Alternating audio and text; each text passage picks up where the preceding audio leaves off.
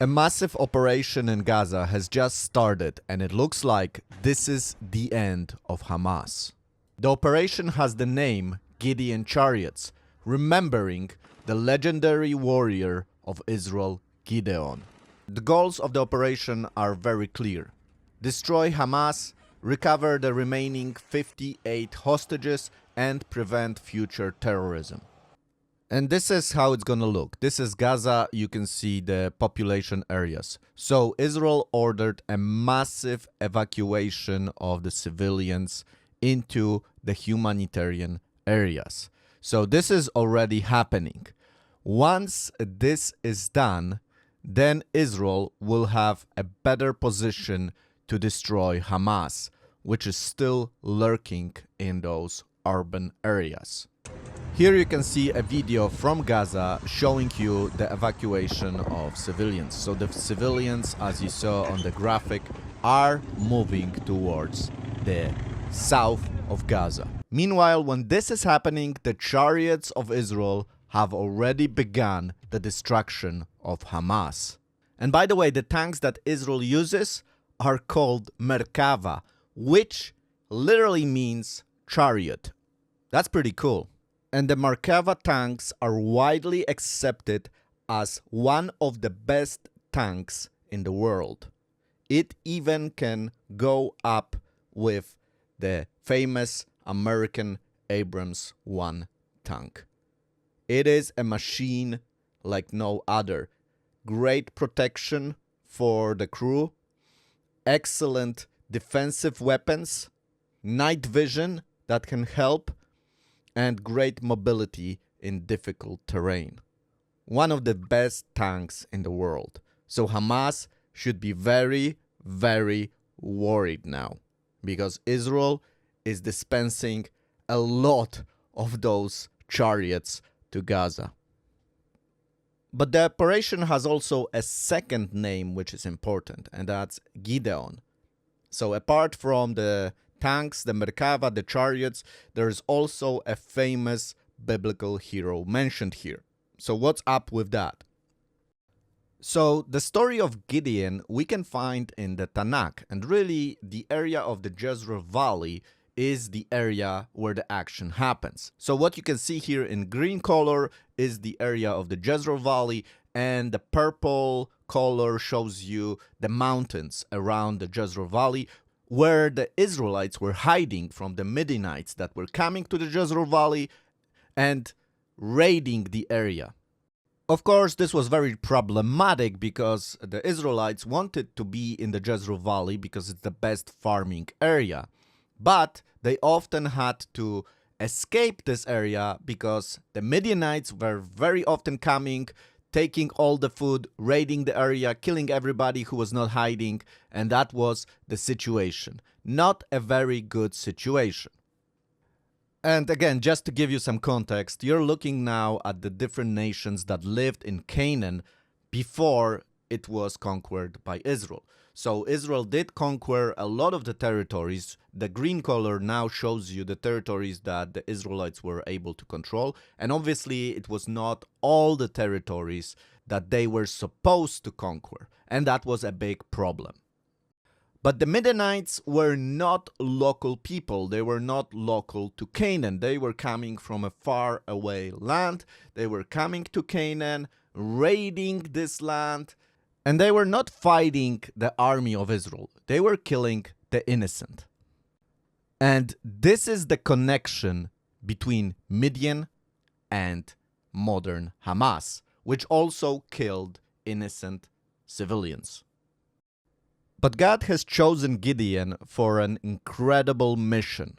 He travels with his warriors to this place, which is called the Spring of Harold. And over there, his army is significantly reduced to 300 men. And this is of course done to show Gideon that it is not the power of man, but the power of God that will win this battle. And what is cool about Israel is that you can actually today visit those places. So there is a park and there is a stream, and you can actually visit this legendary place that is written about in the Bible. It does exist.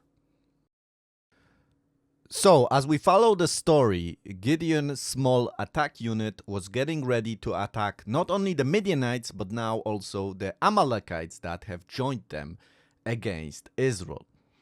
And this is an incredible story because they wait till they sleep in the camp and they go at night with this tiny unit inside a giant army. As they entered the camp, they started blowing the trumpet, started smashing the pottery, and shouting really loud. Additionally, God has given a spirit of fear on the Midianites and the Amalekites, and they start killing themselves and escaping. They don't know what's happening. The Midianite army tries to escape through the Jordan Valley. So they go there, but they're blocked by the tribe of Ephraim, and they start moving towards Moab. Eventually, however, the two Midianite kings were caught and killed by Gideon. And that ended the Midianite terror on Israel.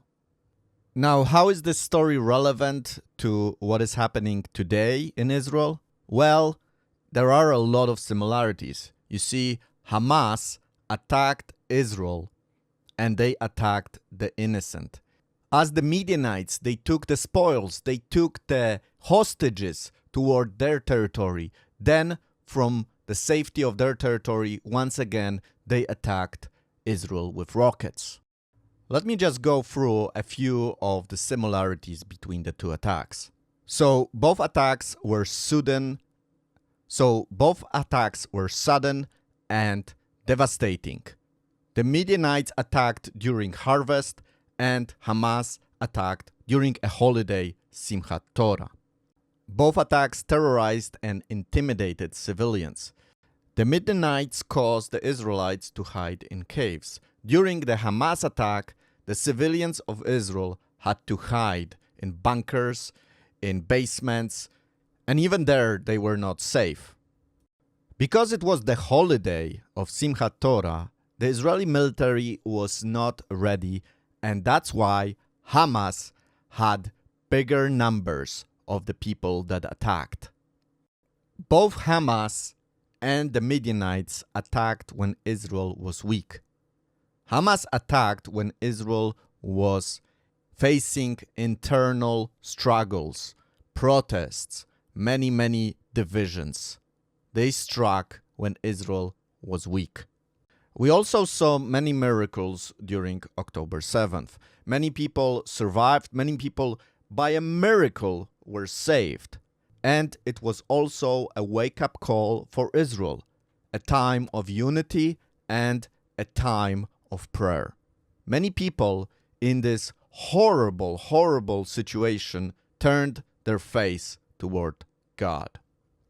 Israel also eliminated most of the leadership of Hamas right now, as the two kings of Midianites were killed. And just as Gideon's army chased the Midianites and the Amalekites beyond the Jezreel Valley, so Israel started a battle on different fronts, with Lebanon, Hezbollah, with Syria, Hezbollah, with Iran, with the Houthis, and of course in Judea and Samaria with Hamas. Of course, the battle is not over, and there is still a lot of things to be done, because Hamas leaders are cowards, they're hiding in tunnels, and they don't want to fight. They are cowards. So guys, thank you for your attention. I hope you enjoyed this episode. I haven't been doing that.